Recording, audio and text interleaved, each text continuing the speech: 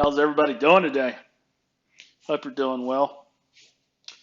I'm just chilling, chilling, watching people freak out about this banking thing, which is pretty funny. Near as I can tell, apparently nobody on the left and the right seems to understand how the FDIC works at all. Um, it's pretty it's it's pretty funny because you got people on the left that are like, "Oh my God, I can't get my student loans to paid off or forgiven, but we're gonna bail out these rich, evil billionaire bankers." And then you got people on the right like, "If it wasn't for Ukraine and shit," and it's like, dude, just say Jews. You want to say Jews? Just say Jews. Like, it's so silly. It's so incredibly silly. But anyway, the whole point of this video, because again, I don't think anyone understands how the FDIC works. When you're a bank, you have to buy insurance. You're required to buy insurance. Otherwise, you cannot say that you have FDIC insurance. So you have to buy it. If you don't have FDIC insurance as a bank, good luck getting customers because nobody's going to touch you. Nobody's going to touch you. There's all of these different rules and stuff involved and so on. And you have to pay a premium. Every month, you pay a premium based on your number of deposits and so on, and the amount of money that's deposited. You pay a certain little percentage of that goes into the FDIC. Then, if there is a bank run, let's say your bank collapses tomorrow, the people that have like savings accounts and checking accounts and so on, they are perfectly protected up to $250,000, although I think they might have increased that recently. I haven't really looked it up. But basically, if you're a depositor or creditor, depositor, you're good to go. Now, the problem that's running for a lot of people involved with this shitty bank is like if you were investing in them, and that bank in turn was investing in some of these idiot tech bro companies, they're losing their fucking shirt because they are not protected by FDIC insurance because the FDIC insurance doesn't protect, stock options, stocks, mutual funds, whatever the shit. They don't cover that. And that's what this bank was in big on. That's why this bank was so over leveraged. Now, a lot of people are bitching and moaning that that the American taxpayer are bailing out these bankers. These bankers don't have any jobs anymore because the bank doesn't exist anymore. It's gone. It's dead. It's dead.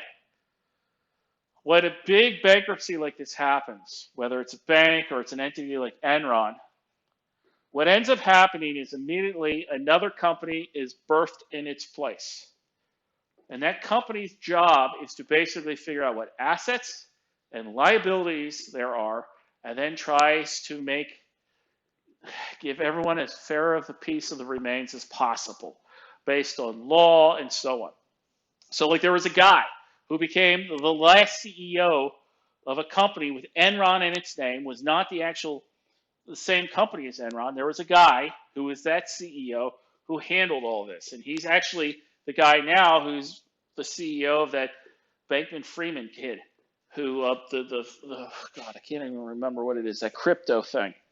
That company is dead, but there's another company that has a very similar name, and it's being head up by that CEO who is handling this whole breaking out, what do they owe, what do they have, who gets what kind of thing.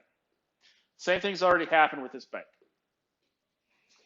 Now, when people say, oh, the American taxpayers is on the hook for this, not really, because right now I don't believe this bank is close to the point where the FDIC is going to run out of money. When they say that this bank collapsed with like all these liabilities, the FDIC only insures a portion of that. They insure the portion that consists of like checking accounts, payroll accounts, savings accounts, and so on, up to $250,000 a piece. And again, every bank in the United States, every bank that's FDIC, is paying premiums into effectively this insurance fund. Now, there has been a time in the past where the funds collected by the FDIC was not sufficient. That occurred in the 80s. with the SNL loan scandal. Golly, I'm old. This was where it wasn't just one bank that collapsed or two banks that collapsed, but like a shitload of banks that collapsed. It was like 50 or 60 banks all collapsed. The FDIC did not have enough money to basically insure everything or pay out everything.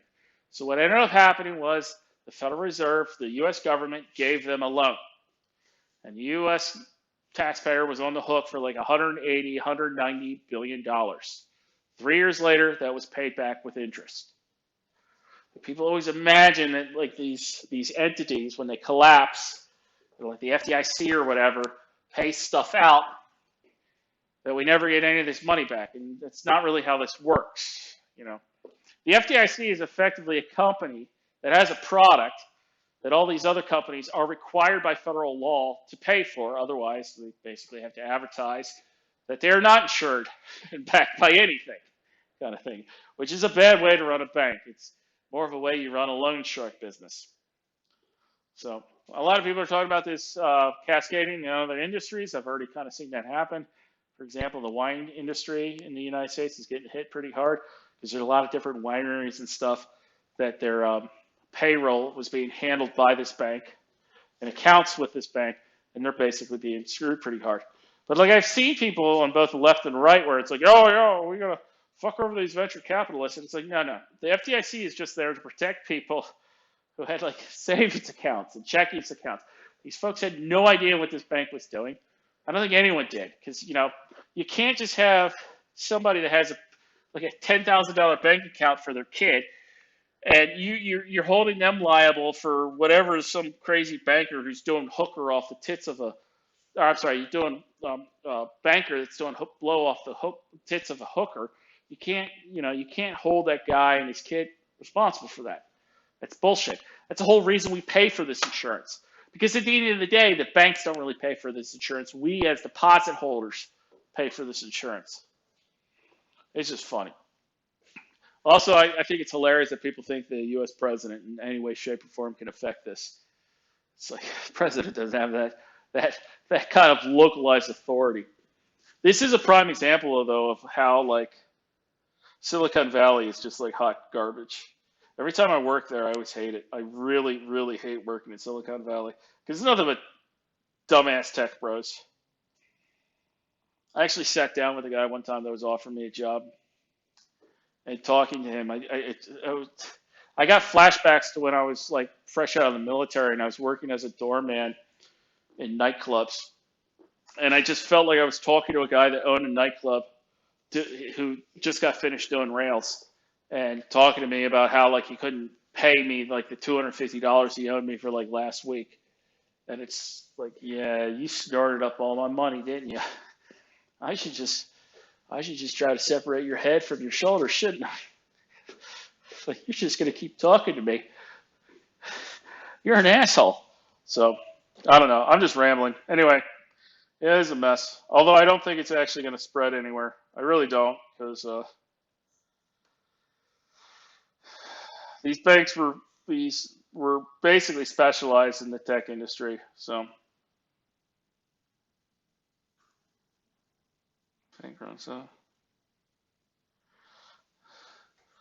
you can't use a credit card in Russia right now. Yeah, Russia's doing fantastic. Going swimmingly. I haven't been getting cryptic messages in the mail and shit from like former engineers that I did a project with in St. Petersburg, asking me if I could try to help them out getting to the West. Totally not happening. Anyway, y'all take care. Ciao.